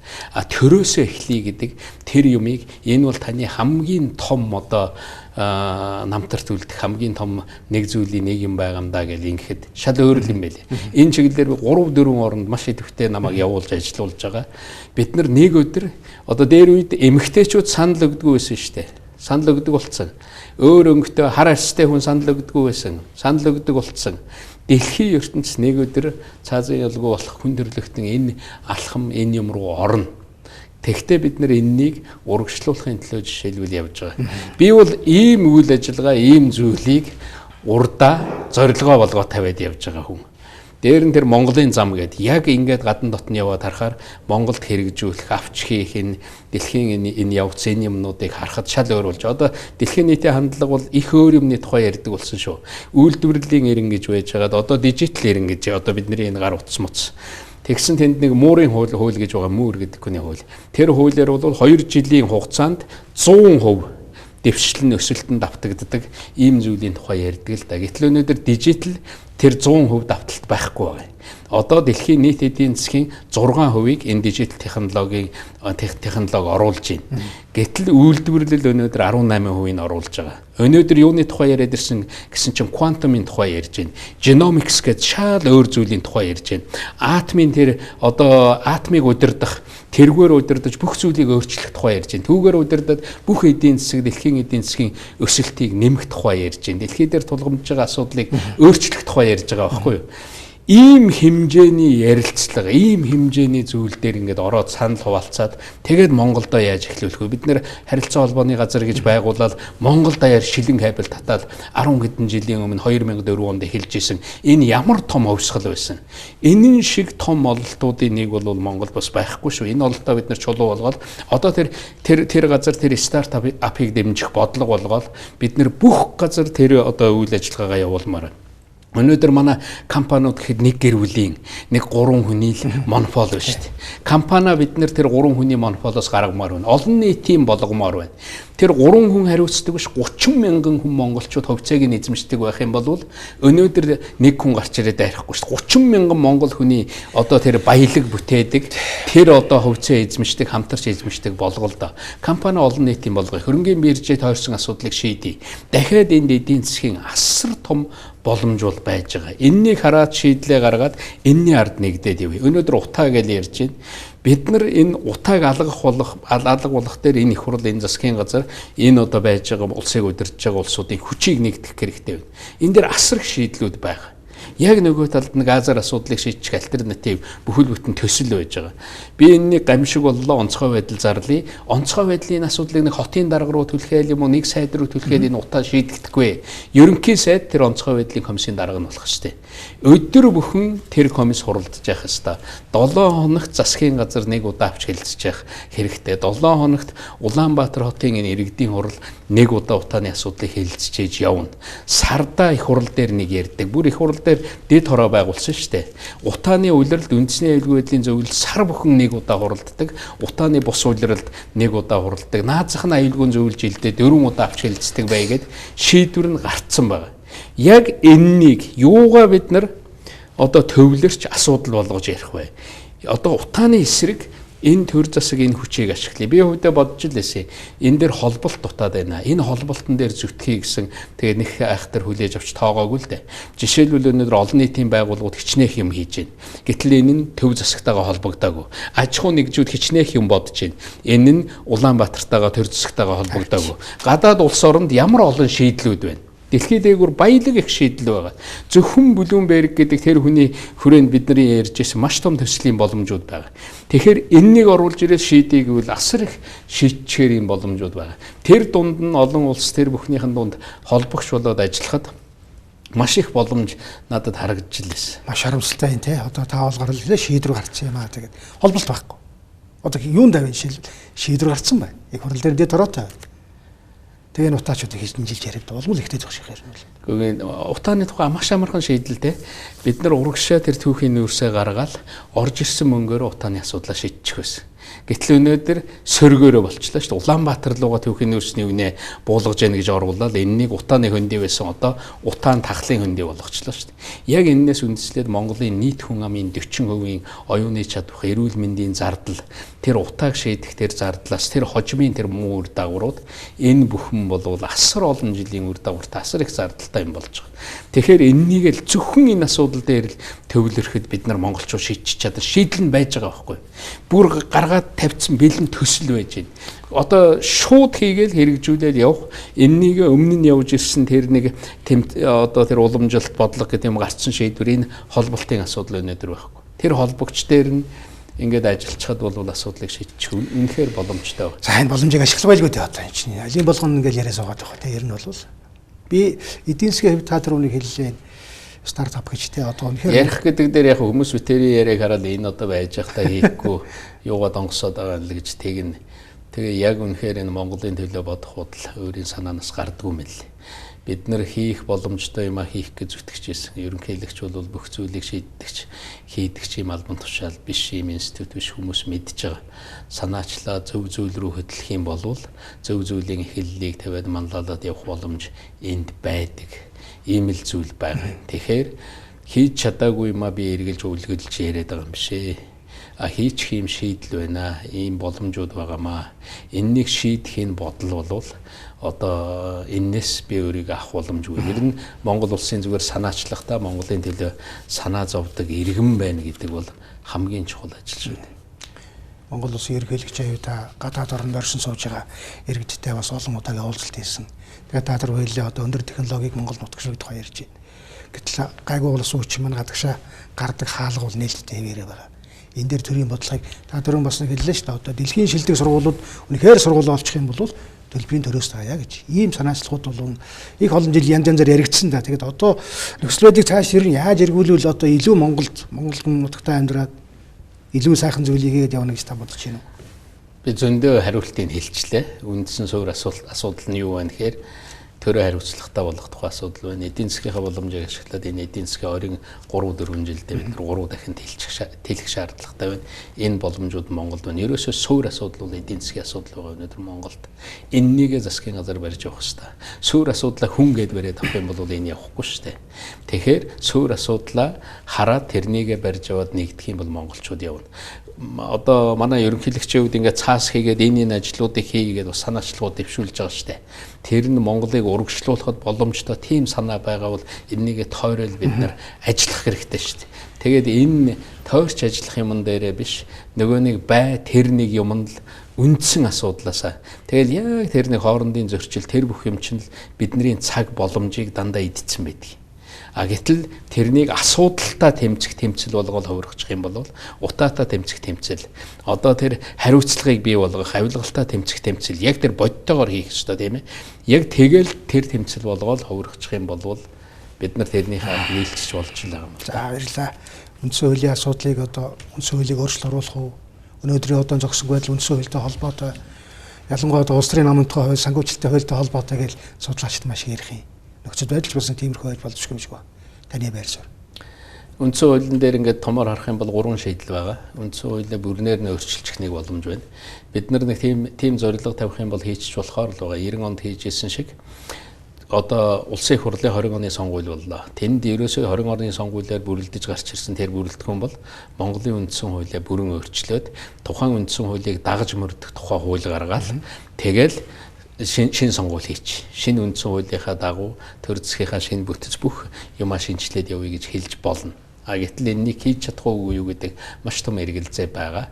Тэр 90 онд хийжсэн тэр хүмүүсийн байдал өнөөдөр манад хяна үзсэн хүмүүс нь маш их олон болчих. Зөвхөн нэг юм мэддэг. Яг гэтэл амьдрал дундуур явсан ашиг цөөхөн болчих. Тэгэхээр 90 онд бол шал өөр нөхцөл байдал байсан. Тэр юмыг хийчих юмсан, бүтээчих юмсан, тэр үндсэн хуулийг, шинэ үндсэн хуулийг гаргачих юмсан гэдэг тэр хичээл зүтгэл санаан дээр монголчууд тэр үндсэн хуулийг баталж ирсэн депутатууд баг хурал нэгдэжсэн байхгүй.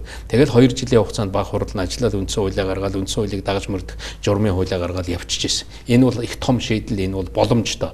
20 онд ингэчих боломж бий, тэрний дараа ч ингэж хийх боломж байгаа. Энэ жаахан үйл явц авах нөгөө нэг юм нь бүр шаардлагатай өөрчлөлтүүдийг хийгээл явчихъя гэдэг. Гэтэл өнөөдөр тэр шаардлагатай гэдэг дээр хүн бүхэн энэ шаардлагатай тэр шаардлагатай гэж бүх юм руу оролцоод байна. За энэ хоёр дахь боломж энд бас эрсдэл байна. Одоо өнөөдрийн энэ бүрэлдэхүүнээр шийдчих гэхээр шийдэх өнгө царай бол харагдахгүй байна. За гурав дахь шийдэл нь ерөөсөө миний хэлээд байгаа би бол энэ талд нь байдаг. Үндсэн хуулийг оролдъё бол нэг л юмар нь оролдъё.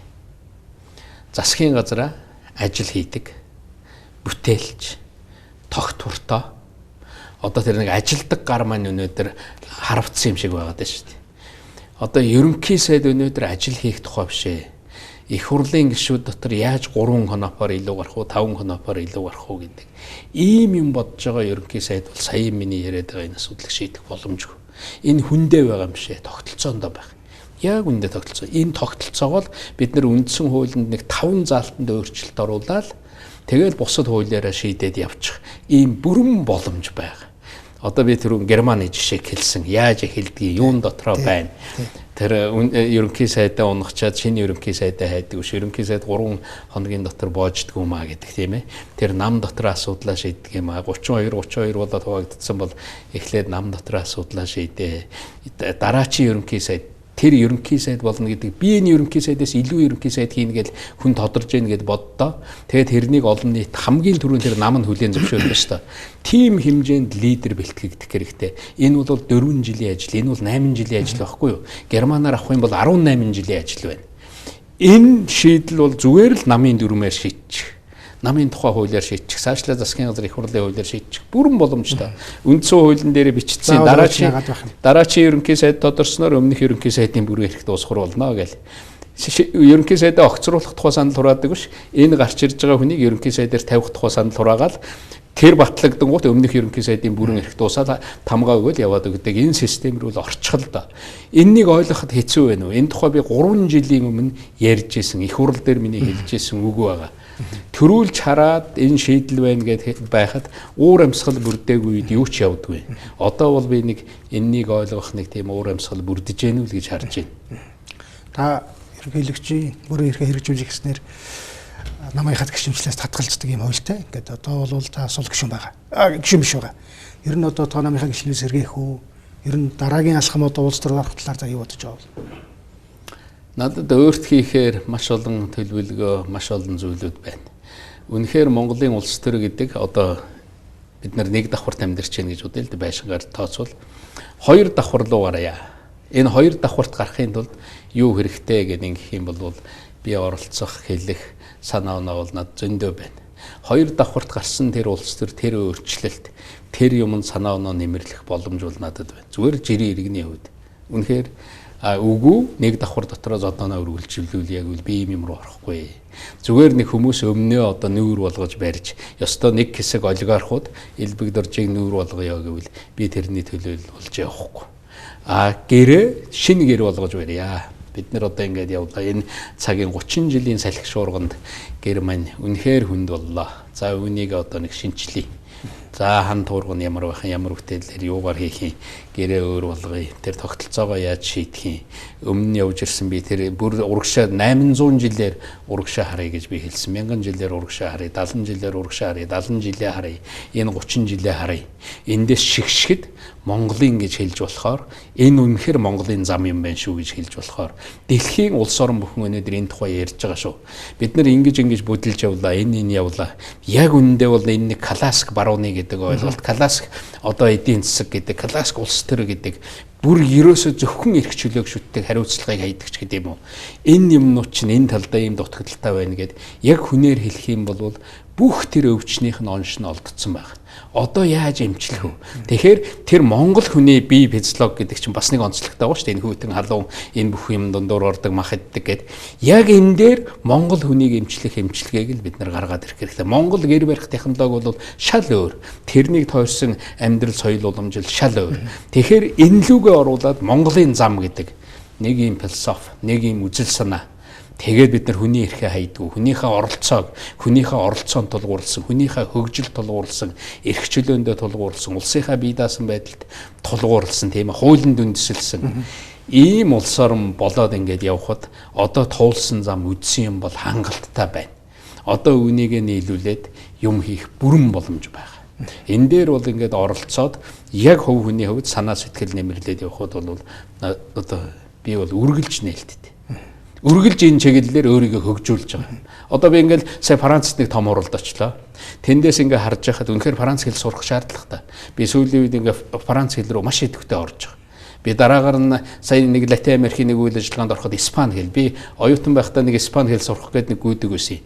Одоо Франц хэлнийхээ цаанаас Испани хэлч гэдэг юм уу. Энэ бол нөгөө тархины дасгал байна. Хэл чинь хүний хязгаар болчдөг байхгүй юу? Тэр хязгааруудаар тал талд нь дахиад нэг хоёр хаалга гаргах гэл ингээл хөв хүний хувьд жишээлбэл ингэж бид нэр өөрчлөгдөх хэрэгтэй. Ингэх юм бол бидний үдсэн харсан тэр бүх юм чинь шал өөр болоод явна. Олон янзын улс оронд очиж янз янзын үйл явдалд оролцож явхад Монголыг ингээ харьцуулах боломж илүү болддог байх л та. Зүгээр би зүгээр санамсаргүй зүгээр нэг хаана уншсан билүү сонссон билүү. Пакистан та нэг арга хэмжээнд оролцоход Монгол улсын дэрээнд бол 2 удаа сайхан шүү. Гарсан гэж ямар учиртай яг байсан. Би тэр ерөөсөө Монгол улсын ерөнхийлөгч байсан хүн гэл ингэсэн чинь би ч гайхсан. Намайг одоо энэ тэнд явахад манай төрөнд бол одоо бол ерөнхийлөгч биш 90 хүн чинь. Тэгээ босоо зогсоход Монгол улсын төрөнд бол 2 удаа 2 арга хэмжээндээр ихшгэлсэн шүү дээ. Би тэр Пакистан гэдэг улс тэр исламын бүгд найрамд Пакистан улс чи боддоо. Нэг эмэгтэй цаазын ял аваад тэр нь зүгээр л өөр одоо тэр нэг шашинтай холбоотой л үг яриа гаргасан хүн л дээ. Эжа биби гэж. Тэгэхэд тэр Пакистаны дээд шүүхтэр шийдэж байгаа шийдэл ямар иргэнлэг мундаг байсан бэ? Тэр эмэгтэйтэй холбоотой тэр эмэгтэй цаазын ял аваад давж заалдах хугацаа гэж бод 8 жил болцсон. Тэгэхэд тэр 8 жилийн хугацаанд 4 хүн тэр эмэгтэйгээс болж амнасаа алдсан. Шүүгч тэр эмэгтэйгийн өмнө хэрэг одоо юу яасан эсрэг байсан хүнийг алдсан, өмгөөлөгчийг алдсан, засаг даргаыг алдсан, нэг одоо их хурлын гишүүн чалагдсан гэдэг үл тийм хэцүү юм явж хахад дахиад тэр эмэгтэй хэргийг шийдэх юм бол тэр 3 шүүгч, тэр дээд шүүх, тэр амнас тэргүй төлбөртэй. Тэгэл тэр бүх одоо тэр институтээ нураах тэр үйл ажиллагаа тэр зохион байгуулалт гэдэг чинь ямар амар вэ? Миний бууж исэн буудал гэхэд бүсэлтэнд орчиж байгаа шүү дээ. Тэр бүх хотууд тэр юм гэдэг чинь тэгэхэд дээд шүүхийн 3 гишүүн гарч ирэл тэр эмэгтэйг цаазын ялаар авах эсгүй. Шууд чөлөөлж байгаа шүү дээ. Одоо тэр эмэгтэй өмгөөлөгч нь арай гэж гарсан тэнд байх юм бол шууд алуулна. Тэр эмэгтэй тэнд байх юм бол ерөөсөө амьд байх ямар ч боломжгүй. Тийм том хүч байдаг байхгүй тэр исламын тэр одоо юу гэхэд тэр эмэгтэйг бас гаргацсан ба. Тэгэхэд би яг тэнд байж исэн. Нөгөө тал нь би зүгээр л тэр эмэгтэйчүүдийн асуудлаар Монгол та нар эмэгтэйчүүдийн оролцоог нэмэгдүүлэх, иргэдийнхээ оролцоог нэмэгдүүлэх сайн туршлага байна. Зүгээр наад захын тэр Монголд унсан ч гэсэн Монголд өнөөдөр зарим нь хайж байгаа ч гэсэн сайн юм байд юм байна. Та очиод ярихад хэрэгтэй юм байна л гэж Европын холбоо тэр дэлхийн одоо тэр манлайлагчтай Алиас хоёр намайг явуулсан. Тэгтэл эмэгтэй хүн гэдэг бол бүр байглаасаа нэг тийм штэ. Байглаасаа нэг тийм ядарсан зүдэрсэн үл гэрт орж ирэл хүүхэд уйлж яхад эмэгтэй хүн хамгийн түрүү мэдэрдэг. Сүүгийн нөгөөгүй байгаа мó гэлэгдэг штэ. Тэгэхээр байглаасаа хуваадаг, байглаасаа ядарсан зүдэрсэн хөгшин өтгөс тэр хүмүүсийг дэмжиж тэтгэдэг тэр инстинкт эмэгтэй хүндэл байдаг байхгүй юу? Ер нь эмэгтэй тийм муу цус дарангуйлагч гэж ер нь сонссон уу? Эмэгтэй одоо бүр нэг тийм авилгалд идэгдсэн бүр нэг адгийн удирдагч гэж ер нь олон байна уу? Би нэг сайн мэдэхгүй л байна. Тийм учраас эмэгтэйчүүдийг энэ алба руу оруулах, эмэгтэйчүүдийг олон нийтийн үйл ажиллагаа, төрийн алба, төрийн юм руу оруулах тусам тухайн улс илүү хүнлэг болдог. Илүү нөгөө яриад байдаг авилга муухай бодлын эрчүүдийн хоорондын нэг муухай бие биендээ өс сансан. Яг үн дээр бол элбэг доржийг тойрол яриад байгаа юм бол зүгээр л нэг тийм одоо нэг тийм өс сансан нөгөө талаасаа нэг тийм атаархсан нэг тийм хогийн юм л явж байгаа шүү дээ. Тэгэхээр би тэр бүхэн тайлбар өгөх гээл тэр бүхний өөдөөс юу яах вэ? Ганц улстай ч ганц газарт ч гэсэн те очоод тэр төрийн дуулыг шиглээд тэгээд тэр зааланд юм сонссон улсуудын тэр нүднийг ялцсан гүйж ирж байгаа гэж. Гэхдээ тэр иргэний танк юм гэж. Ямар гайхамшигтай санаа вэ? Тэр ингээд 400 600 ингээд танаа иргэд оролцдог болсон юм уу? Тэр орон нутгийн хөгжлийн сангийн тэр таны ярьсан юм. Тэр шилэн данс гэдэг тэр юм. Гэхдээ ерөөсөө бид нар энэгээр дамжуулаад бид нар төрийн алба энэ үйлчлэгээндээ үнэхээр ховсгол хийж болох юм байна штэ гэж ингээд явж байгаа. Тэгэхээр тэрнийг сонсох та бол асар их урам зориг өглөө гэд. Нэг тийм хүн сайхан хүлээж аваад тэгээд нэг үг боловч тэр хүнд одоо тийм наад захын хүн ч урмаар амьдэрдэг. Урам өгч байгаа бол тэр нь гоё юм байлээ. Тийм газар очих бол урамтай юм байлээ. Хэдийгээр хэцүү, хэдийгээр би тэр цэргээр найрмаар нь хамгаалуулж хагаад шөнийн 3 цагт би буудлаасаа гараад онгоцондоо суугаа явсан шүү дээ. Тэгэхэд тэнд намайг явуулсан газрууд нь та наа 5 чонсон болно, бүх хамгаалтыг хангая, 7 чонсон болно, байдал хүндэрлээ гэл. Би одоо яг л тэр маш хүн нөхцөлд ороод ингээл явж байхад энэ бол шаардлагатай байж дээ гэдэг ийм юм над бодогдож ирсэн. Тэгэхээр тийм юм дундуур ороод гарч байгаа тийм үр гүйцэтгэх ийм боломж байж хаад энэ нэг ийм хэрүүл нэг ийм юм харахаар үнэхээр энэ бол огт шийдэл биш байгаа байхгүй. Одоо үнэхээр би энэ нэг урилга заллага энэ нэг юм одоо багасгаж байгаа. Одоо бас явахгүй байж болохгүй нэг юм байна. Одоо ийм ажлууд гарах. 78 онд Дэн Сяопин гарч ирэл хар байна уу цагаан байна уу муур хамаагүй хулган барьдаг болоо гэж нээлттэй бодлого зарласан шүү дээ. Тэрний 40 жилийг манай өмнөд хөрш тэмдэглэх гэж байна. Одоо бүгд хятад улсын дэд ерөнхийлөгч оролцсон асар том эрдэм шинжилгээний хурал болох гэж байна. Тэнд Монголоос намайг өрсөн л. Одоо би тэнд очих хэрэгтэй. Үнэхээр одоо тэр бол маш чухал олон сэдвүүд харагдаж байна. Тэгэл тэрний дараа сая Ромын пап гэлээ шүү дээ. Би Ромын папта Бенедикт гэдэг хүнтэй тэр бол түүхэн хүн шүү. 16 дугаар зуунд Ромын пап нэг удаа амьд байхдаа дараачийн хүнд ажиллаа шилжүүлсэн. Одоо тэр Бенедикт гэдэг хүн тэр алхмыг нэг хийсэн. Тэр гайхамшигтай хүнтэй би өмнө уулзчихсан. Одоо Ромын пап тэгтэл манай тэр байгууллагууд ярьж байгаа уулзалт авчиж. Бидний энэ явуулж байгаа, миний энэ оролцож байгаа энэ үйл ажиллагаа сэтгэл санааны тийм урмын дэмжлэг өгөх тухай асуудал байна. Гэтэл дахиад нэг Давосын уулзалт ч гэдэг юм уу тэнд дахиад урьдсан байх жишээ. Үнэхээр орохгүй бол болохгүй, очихгүй бол болохгүй ийм зүйлүүд л гарч ирээд байгаа. Тэгээд энэ лүгөө оръё. Мөн одоо дотроо бид нар бас ярилцаа шийдчих юмд хүч өргөе. Ингээд явах юм бол хангалттай ажил байна. За тэгээд хамгийн гол одоо зүйл бол ойлголцол тэгэлгүй байх. Тайлбарлах бодит байдлыг биеиндээ ойлгуулах их чухал юм да монголчууд. Тий, нэгдэж ажиллах. Нэг хамдын цаа сууж байгаа л шал өөрөө яриад байх харж ирсэн. Нэгдэж ажиллах. Гэр бүлч хэцүү шүү дээ. Үгүй гэр бүлдч хэцүү. Тэгээд хөвгөр хамгийн цаг маш их алдчихдаг. Ерөөсөө тэр хоорондын хэрүүл тэмцэл шонзон гэдэг юм л нэмэгдээд идэг. Ер нь хүн хүнтэйгээ оролдоолах юм бол тэр шонзон л нэмэгддэг. Тэр төрийн өндөр албан тушаалтанд тэр хүнийг шийтгэлээгээд шударгаас тогтох тийм юм бол ер нь байдгүй юм байна гэж би харсан шүү. Тэр хүмүүс нь гарч ирэл шийдэх тэг гэл ингэдэг тэр хүмүүс нь гарч ирэл тарих угаадаг. Тэр хүмүүсээ олсон мөнгө нь хулгай мөнгө байдаг. Тэр хулгай мөнгөөрөө дамжуулаад хүмүүсийн тарих угаахтал тэр хүний талд орчдөг. Тэгэхээр энэ шудраг ус гэдэг чинь харьцангуй ойлголт. Шудраг ус гэдэг дотор бид тэр нэг их зөв юм төрөө ярьсан да. Эдийн засгийн ойлголт байдгийн шүү. Энэ дээр хүний ойлголт яриад байдаг. Улсынхаа эдийн засгийг 3 дахин нэмэх гэж байгаа бол энэ бол шудраг ус. Тэр иргэдийнхаа хөрөнгө өмч хөрөнгийн тэр иргэдийн өмч хөрөнгөтэй болгож байгаа тэр боломжийг нээж байгаа бол энэ шудраг ус шүү. Тэр иргэдийн оролцоог нэмээд хүний эрхийг дээдлсэн тэр нийгэм дэд бүтцээ бий болгож байгаа бол тэр бол шудраг ус шүү. Түүнээс биш тэрнийг аваач дүүжил энэнийг аваачиж одоо цаазал гэснээр шудраг ус тогтдог юм а. Энэ бол зүгээр л нэг үзүүлэлт. Зөвхөн энэнийг 100% гэж харж хэрэггүй. Энэ бол нэг хөв байх. Гэтэл үндсэн асуудал чинь тэр шудраг усны ойлголтын дотор эдийн засгийн ч асуудал явж байгаа, нийгмийн ч асуудал явж байгаа, хүний ч асуудал явж байгаа. Тэр нь гол агуулга байдгийн шүү гэдгийг бас бид нар нэг бодмоор л байна. За ингээд таавал их завгүй гадаа дарах хэмжээ төлөвлөгөөтэй байна. Бас том үйлс төрөмтөлтөөр сууж байгаа юм байна. Тэгээ манай телевизийн хэвлэлээр бид Монголын хайрлага нэг хилцүүлэг нэвтрүүлэг тогтомжуулъя гэж бас хүмүүстээ судалгаа хийж байгаа. Ерөөсөө бид нар биенийг хайрлах хэрэгтэй. Ойлгох хэрэгтэй юм байна. Хэдүүлээ ингэж хармаар байгаа. Монгол хүний хайран гэж хармаар байгаа. Би бол хувьдаа тэр одоо муудалцсан тэр янз бүрийн улсуудтай эргэл ингээл гар барайл, уучлал, өршөөгөл бүх юм ардаа хаяал явах. Бүрэн ийм чадвартай ийм боломжтой хүн. Би ингэж явдаг. Би өмнө нь одоо хүнд уучлал үзүүлэл явж исэн. Хүндрэлтэй байдал байсан. Уучлах хэрэгтэй. Бид нар уучлал, өршөөгөл хамтраал гар барих. А тэнд нэг тийм гэм хийцсэн учраас тэгээч ингэж гэж ярьж байгаа юм биш. Одоо нөгөөдгий шин тэгжил мушгах байхгүй юу? Тэгээ том асуудал дээр төвлөрөх юм болвол асар их шийдлүүд байна. Монгол хүний хайран гэж харъя, Монгол орноо хайран гэж харъя. А яахаар юм бүтдэггүй гэхээр нөгөө Монголоо хайрлаа байх тусам гэр оронд ч гэсэн биенээ хайрлаа байх тусам сайн юм гарч ирэл байдаг. Тэгвэл Монгол хүн биенээ хайрлал тэгэл асуудлаа хамтдаа шийдэх гээл зүтгэх юм бол тэндээс сайнны үр үргэлж гарна.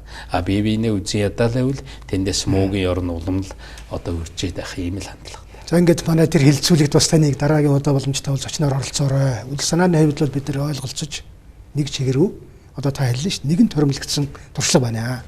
Боломж байна. Монголын зам гэж нэг одоо нэг тэр замруу хурдан орох хэрэгтэй. Тий. Тэр хүн бүхний сэтгэл зүрхэнд байж байгаа туршлагад байж байгаа мэдлэг мэрэгжилт байгаа. За ингээд таны манай студид ирсэнд баярлалаа.